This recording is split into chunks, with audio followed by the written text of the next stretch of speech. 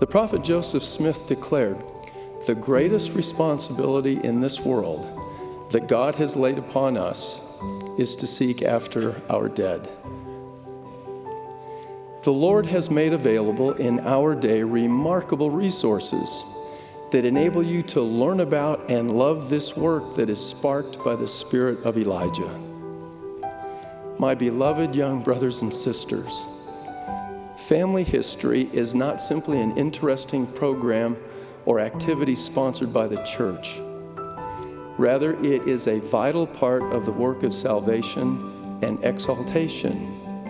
You have been prepared for this day and to build up the kingdom of God. You are here upon the earth now to assist in this glorious work.